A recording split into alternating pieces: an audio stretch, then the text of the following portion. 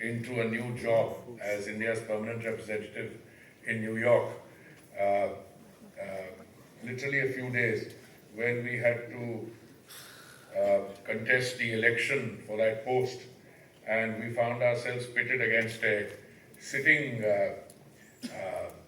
president, executive secretary from a very important country, and the gentleman who was our candidate had a very close association, was Terry. In fact, I used to think he was Terry. So I'm particularly pleased to welcome you here today.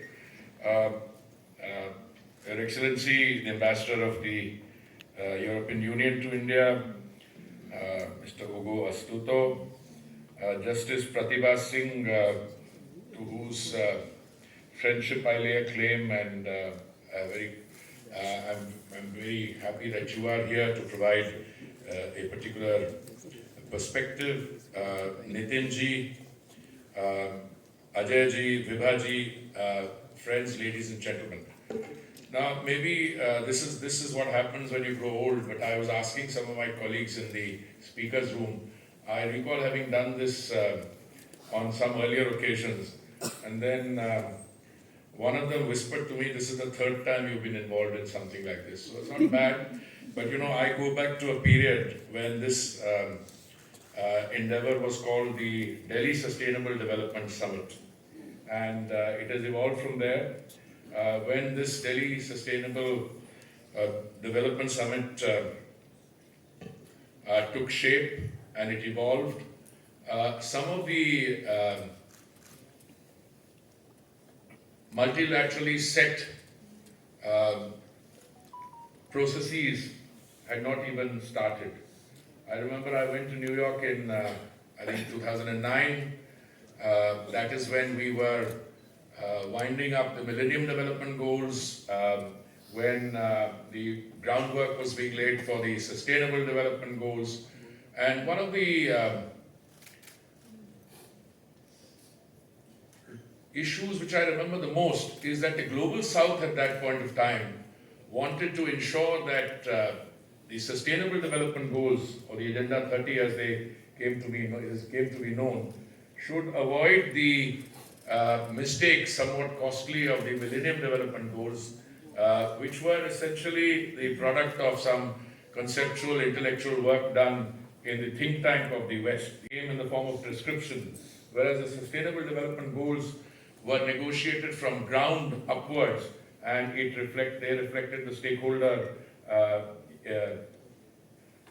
concern about how these should reflect. And I think those 17 goals go a very long distance in doing that.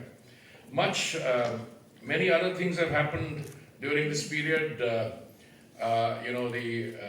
respective COPs, I believe you had the privilege of the president of the COP28 here.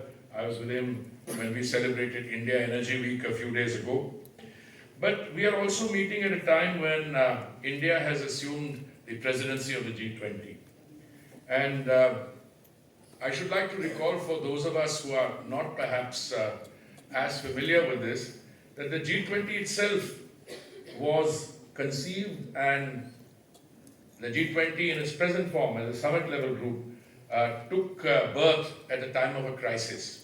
This was the world financial and economic crisis which took place in 2008 or thereabouts, and it arose in the real estate sector, specifically the subprime lending segment of the real estate sector in the United States. But then it grew rapidly, and the contagion which spread. And the multilateral institutions as they existed then, with due respects to all my friends with whom I worked over the years in these institutions, they found themselves by and large at a loss as to how to address that crisis. And out of that crisis was born the G20. Thereafter, very important developments took place. They took place, the London summit, I think, some of the other summits, and the G20's consideration of these issues and the kind of recommendations and action the G20 took helped calm the global situation. I'm only saying this to fast forward a few years later, and when we come to them in the audience, I sometimes miss the time when I had the privilege of attending more such sessions. But thank you very much and my very best wishes. Thank you.